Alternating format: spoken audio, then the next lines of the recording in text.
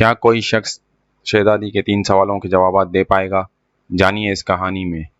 Iran का बादशाह बहुत दिनों से परेशान था। यूं तो हर तरफ खुशहाली का दौर था, मगर बादशाह की परेशानी की वजह उसकी इकलौती बेटी थी।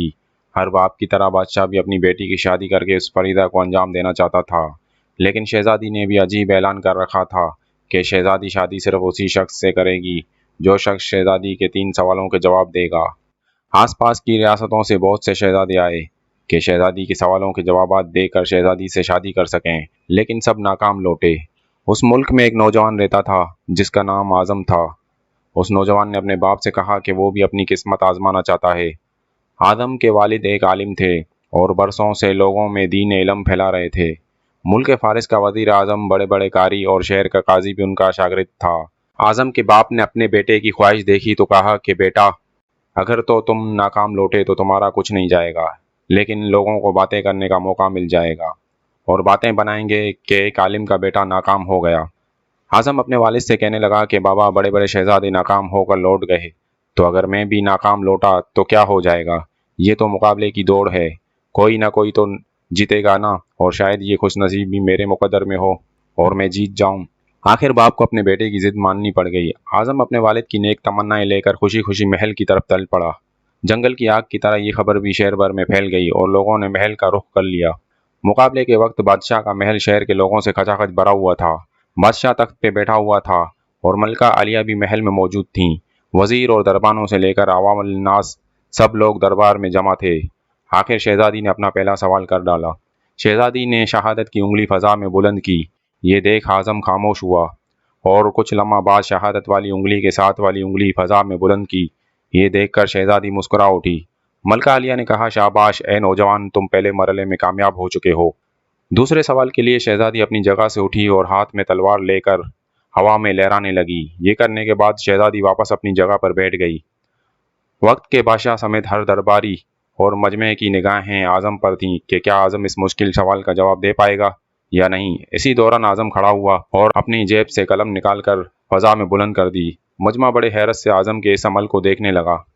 इसी दौरान मलका आलिया बोली, ए नौजवान, मुबारक हो, तुमने अपनी जहानत का बड़े अच्छे से इस्तेमाल करते हुए इस सवाल का जवाब भी दुरुस्त दिया है और तुम ये मरला भी जीत चुके। मलका आलिया का ये कहना था कि सख्ता की हालत में मौजूद सारा दरबार मुबारक हो, आजम मुबारक हो की आवाज़ों से गूंज उठा। शहजादी के पूछे जाने वाले 2 सवालात क्या थे और उनके जवाबात क्या थे? हर शख्स यही सोच रहा था कि शहजादी ने क्या पूछा और आजम ने क्या जवाब दिया। लोग इन सवालात और उनके जवाबात का मतलब जानना चाह रहे थे कि इसी दौरान शहजादी ने तीसरा सवाल भी कर डाला। अपनी नशिस्त से उठी और तेजी से सीढ़ियां चढ़ने लगी और फिर वापस तेजी से सीढ़ियां उतरकर अपनी नशिस्त पे आकर बैठ गई। ये सवाल बड़ा अजीब व गरीब था। दरबार में हर तरफ खामोशी का पहरा था। लोगों के दिल की धड़कनें बेतरतीब हो चुकी थी कि क्या आजम इस सवाल का जवाब दे पाएगा या नहीं। इसी असना में आजम खड़ा हुआ और अपने दिल पे हाथ रखकर शहजादी की तरफ देखने लगा। मरहबा मरहबा ए नौजवान, मुबारक हो। मलका आलिया की आवाज़ सुनते ही शहजादी शर्मा कर महल के अंदरूनी हिस्से में चली गई और बादशाह सलामत के चेहरे पे खुशी नुमायां होने लगी। महल मुबारकबादों से गूंजने लगा और लोग खुशी से झूमने लगे कि एक आलिम का बेटा बाजी ले गया। आजम ने दिल में अल्लाह की ज़ात का शुक्र अदा किया कि जिसकी मदद से आज आजम को कामयाबी मिली और अपने आलिम बाप को शर्मिंदगी से बचा लिया।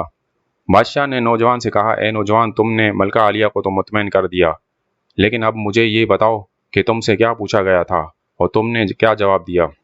अगर तुमने एक भी गलत जवाब दिया तो तुम्हारी गर्दन काट दी जाएगी। ये सुनकर आजम बड़े पुरएतमाद लहजे में बोला कि बादशाह सलामत। शहजादी ने पहले सवाल में एक उंगली खड़ी करके बोला था कि क्या तुम अल्लाह को एक मानते हो, तो मैंने जवाब में शहादत और साथ वाली उंगली खड़ी करके कहा कि मेरा अल्लाह और रसूल पाक सल्लल्लाहु अलैहि वसल्लम पर ईमान अटल है। माशाअल्लाह, बहुत खूब, हम खुश हुए। ये सुनकर बादशाह ने मुस्कुराकर जवाब दिया।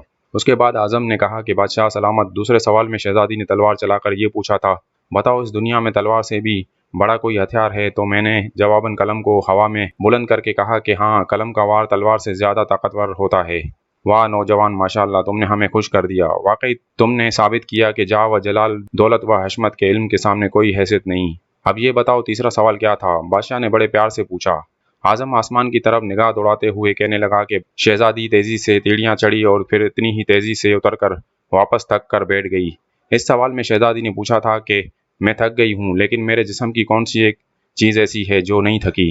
تو میں نے جواباً اپنے دل پہ ہاتھ رکھا کہ دل، کیونکہ دل ہی انسانی جسم میں وہ واحد چیز ہے جو پیدا ہونے سے لے کر موت کے آنے تک متواتر دھڑکتا رہتا ہے اور نہیں تھکتا۔